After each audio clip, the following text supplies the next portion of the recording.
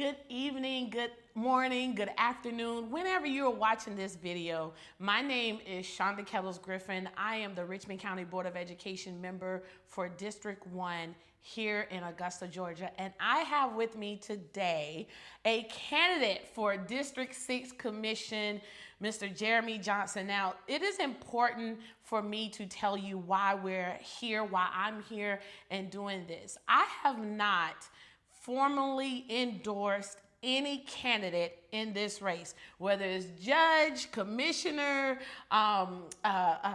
representative, mayor, anybody.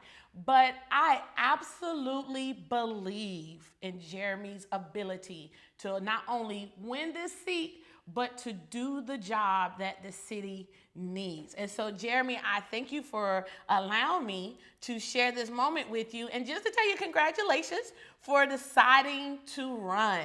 Thank you. Thank you. I appreciate the endorsement. I appreciate the vote of confidence because that's very important. It can be very stressful doing these campaigns, and I think that some people have whatever reason they might think that you're running, but I'm truly running from a sense of responsibility to give back to the community that has given me so much. Yep, and I absolutely believe that because of the simple fact you've done the work a lot of the times behind the scene. You've never sought out attention or credit. As a matter of fact, I know that you've done some projects that other people have taken credit for, and for you, it didn't matter because it got done for the community. Exactly. So that shows me that one, you care about the greater good of Augusta, you care about the greater good of the city, and you want what's best. As a matter of fact, you've done a lot of work in my district, of District 1. You've remodeled homes and you've provided affordable housing for people in District 1 in the Marion Homes area. Mm-hmm. And so for that, I tell you, thank you. But you've also helped with the community gardens. You've helped me to help get established with that, to get that running because you recognize the need in every district, not just District 6. Absolutely. But I want to ask you, why? Why did you decide to run? Why come from behind the table, come from behind the curtain and put your face out there, put your foot out there, put your name and your good works out there? The biggest reason for me was a sense of responsibility. And I know that I just shared that with you, but let me unpack that and tell you what that means to me. When you are able to make an impact in the community and I have a lifestyle that I'm able to enjoy as a result of doing real estate, right? Real estate is something that I'm very passionate about, but not just for the money. It's actually because I understand that simple mechanism that literally shapes a whole community. When people ask me, well, why don't we have a grocery store? Or why don't we have, these other type of amenities in the community? It really comes down to understanding community investment in real estate. And because I understand those tools, it's my responsibility. How dare I not take those tools to better the community at large? And so that's what I'm looking to do as a commissioner. Awesome. So what I'm hearing when you say that is that you know how to work with across the aisles, any and everybody. You know how to bring the interest into the area and show the great side of a community instead of all the negativity. Because one of the things that I absolutely hate hearing people say is disgusta, right? Because Augusta, even with some of the faults that it has, is an amazing city. It has beautiful communities and sub-communities inside. And so I applaud you and appreciate you for being willing to show that, hey, this is how it is now, but I need you to kind of look and see how it is in the future, how we're going to take it. So definitely that is painting the picture of what Augusta is going to look like. And that's important because a lot of the times as a community, we get caught up with what we see right now. We get caught up with how the blight look. We get caught up with, oh my gosh, the streets are terrible. But we don't forward think enough to say, but if we work together to get this done, it can look like this. Now, so you're a combat veteran, right? How many years in the military did you do? I did 8 years active duty. Okay, all right. So you was deployed, anything of that nature? I was deployed within my first year of putting on boots. Oh, so you was always gone. Okay. And so after becoming, after getting out of the military and easing your way back into the community, but there's like this little area in between there where you kind of struggled a little bit. Like you was homeless. You kind of slept in your car. And then you was just like, you know what, as people like to say, let me put my boots to the ground and get this done. Tell me a little bit about that period. Like, that transition from military life to civilian life? Well, it's a whole period, because it wasn't just one period where I was struggling. I got my first business license here in Augusta when I was 20 years old. Okay. And I'd like to tell people I was able to, I had a business license before I could purchase a legal drink, right? That's a real life story. And I went from that and having a marketing company, the 2008, economic took a toll on me to where I was sleeping between my car, sleeping on my friends' couches, literally like couch surfing before it was cool. Going from friend to friend, needing their couch. That's never cool. That's never cool. Couch surfing is never cool. But if you have to do those things. So when I see, different parts of a community that might be economically challenged, I'm never removed from that. It's never they need to do something. It's we collectively, Right. because I was once the they that people like to, it's almost like when you ascend to a certain economic level, then you kind of distance yourself. And for me, that's never the reality. So as you said, I did a lot of work in District 1 because I see that that's where the actual need is. I've been everywhere, literally from Atlanta to Israel, pouring investment dollars back into Augusta, getting investors from Israel to come to Augusta to invest in Augusta, getting investors from Atlanta to come, from Charlotte to come, and getting them. It wasn't an effort, it wasn't an attempt. No, we executed. We got the dollars here in Augusta. So that's how I was able to do a lot of that community development that you're speaking about, because I've been able to work with people from all different type of backgrounds and lifestyles to pour into Augusta and show them that Augusta is worth it. Awesome. So you left the country, Augusta, Georgia, in the United States, to go all the way around the world to get people to bring them back here to this community, Augusta, Georgia, and get them to invest in our community. Absolutely. Because I believe in Augusta. Okay, that's enough said right there, right? Well, let me ask you this. So, I'm passionate about education. I'm passionate about youth, making sure that our youth are adequately represented, make sure that one of my goals is to earn the trust of our public, our parents, our students, our stakeholders in our education. You know that we, as Augusta, may not have the best reputation of that. And sometimes it don't really have a good history of commissioners and the BOE working together, but we're seeing that change starting to develop because we have a lot of forward-thinking and progressive people that are stepping up to the plate. I want to talk to you about how education and community development work hand in hand, and how do you see yourself working with myself and my colleagues and Dr. Bradshaw to make it better for our community, to draw more people into our community, and to help kind of boost our education system? One word: mentorship. And this is why mentorship is important to me. I'm standing where I am because of mentorship. I did not go to any business school. I didn't take any real estate, college classes or anything like that. I had a mentor. I had someone who was actually doing it, who was willing to teach me how to do it. Okay. And there are many business owners here in the Augusta area who have a wealth of knowledge and expertise that are willing to share that with our children so that they have more options. Okay. For at least the last 50 years, we've been telling kids they have to go to college in order to be successful, and that's just not true. And we see that with that student loan debt thing. Exactly. We're not talking down about people who opt to go to college, but we also don't want to talk bad and disparagingly over children who either A, they feel like that's not the path for them, or B, can't afford the path even if they wanted it. So we've got to expand their options and to show them that they're not a failure if they don't go that particular path. So it's definitely mentorship. And that's what brings the community together with the school board and gives everyone a vested interest in moving our children forward. I love that. And I can definitely relate to that because my youngest daughter graduated in 2020. And I'm trying to talk her out of college. I think she just kind of, one, because I don't feel like paying it.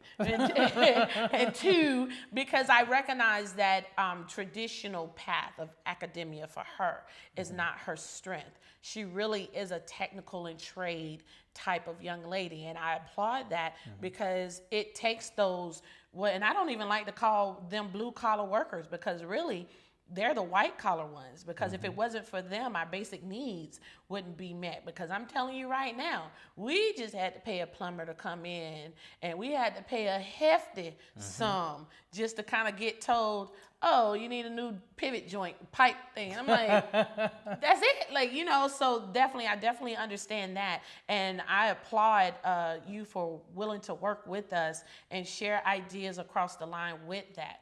Now, as far as business development, small business development, you know, that is an important, I'm a small business owner, you're a small business owner. How do you foresee helping and participating and encouraging, one, more small business growth, two, the small business owners that are here to see more success and inclusion? One of the things that really helped me that I really want to make available to more business owners are conferences and seminars here in the Augusta area. You shouldn't have to go to your Atlantas or your Charlottes to get that type of education. And I do know that we have organizations here in the Augusta area that are already implementing that. So we've got to get more funding and finances to them so that they can disseminate it out to the small business owners.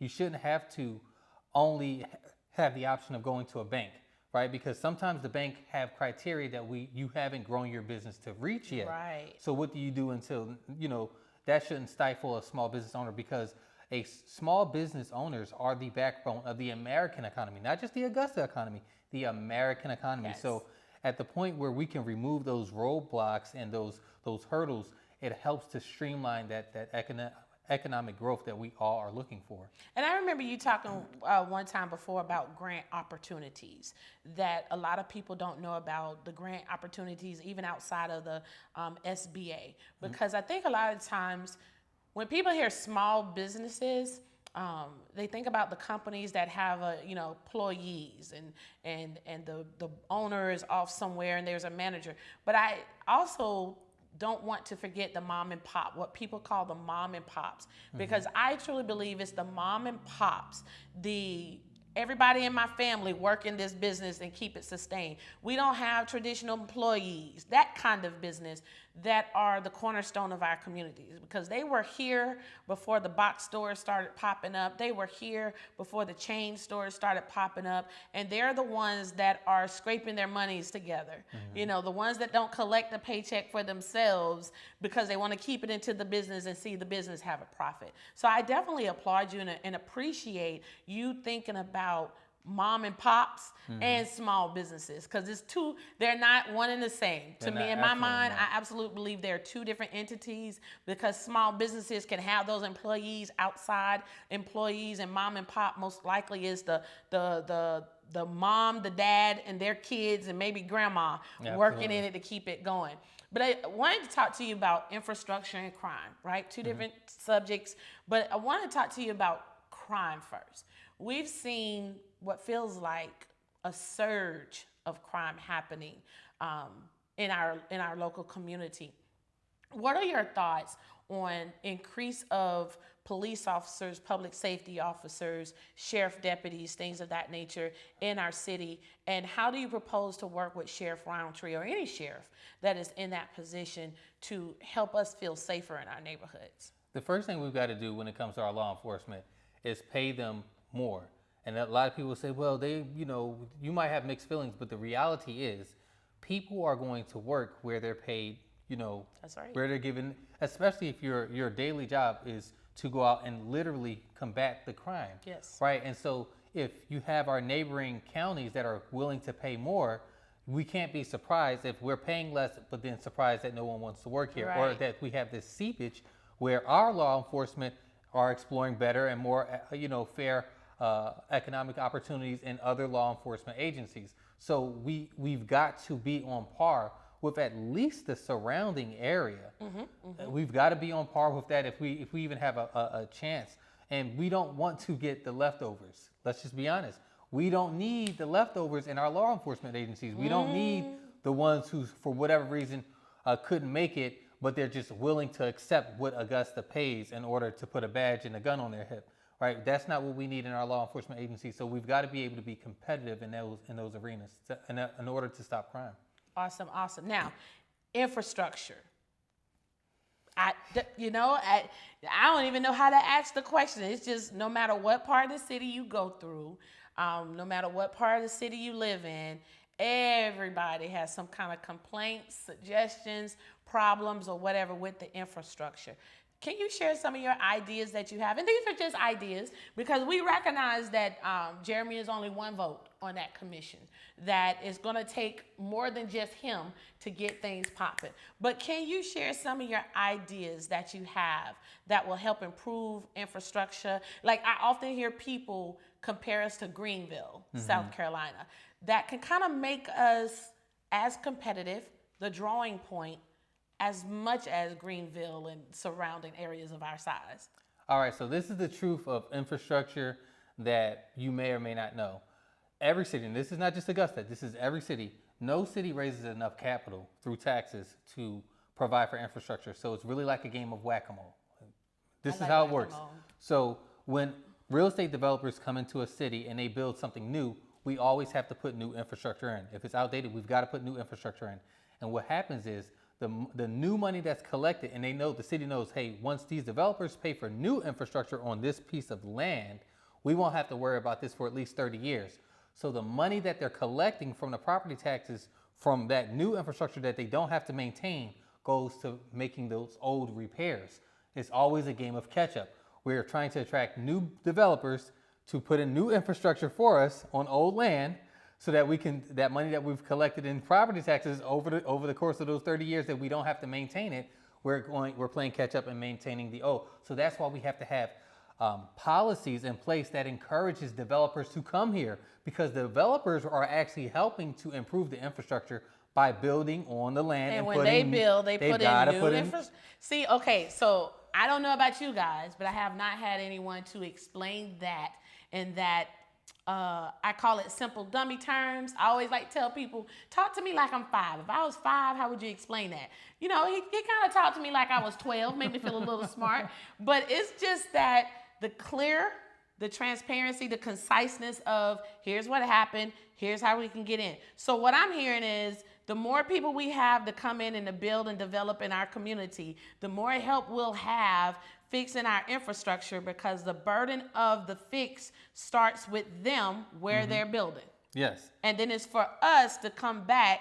The city will maintain it. Maintain it. Developers and meet put them. it in. We put it in place, and the city then maintains it. But by the time it needs any type of maintenance, they've been able to collect so much money to repair all the other stuff that the city is still responsible for maintaining, that happened way before that development came. Okay, so I'm moving to District 6 before May 24th so that I can make sure that I'm able to cast my vote for this one right here. Because I just feel confident already with just this conversation with saying I absolutely made the right decision by being vocal and endorsing him. Because just this conversation right here has opened my eyes to so much more. And so hopefully it has done the same for you. So May 24th, early voting is starting soon, but by May 24th, if you have not made up your mind yet, hopefully this conversation right here will help you to make up your mind, understand who Jeremy Johnson is, why he's choosing to put Augusta first, put his community first. He blends right into the community. He don't have no, and I'm telling you this, he don't have no lofty house that's set apart from anybody else. He lives right in the heart of his community. His neighbors, what they experience, he experienced in the community as well. And that's what we want from people who we elect to serve us. And one thing I can tell you about Jeremy is he is a servant. He doesn't seek the limelight. He doesn't seek the credit or the attention. And that's who we need in these seats to represent us and our needs. And I say us because once he's in that seat, he's not just District 6 commissioner. He's my commissioner as well. And so I look forward to when you are elected and you are serving us, I look forward to the challenges and the changes that you're going to put forth towards the city. Absolutely. Now, is there anything else you want to tell the good people, tell the voters about you, about your campaign, or why they should vote for you? The last thing I want to leave with voters is this. The race in particular, when it comes to District 6, it really is a race about experience versus intentions. And I do think that, all of the candidates may have good intentions, but right now, where District 6 is behind economically, we don't need good intentions. We need actual execution. We need someone who has the experience. And I have that experience. I've been doing what the other candidates say that they're going to do. And that's what I would like you to keep in mind when you go to the polls on May 24th. Thank you. Thank you, everybody, for joining us. Please like and share this video. Encourage your neighbors, encourage your friends, anyone that you know that lives in District 6, that on May 24th or during early voting to vote Jeremy Johnson as your new commissioner in District 6 here in Richmond County. We thank you for your time. We will see you at the polls.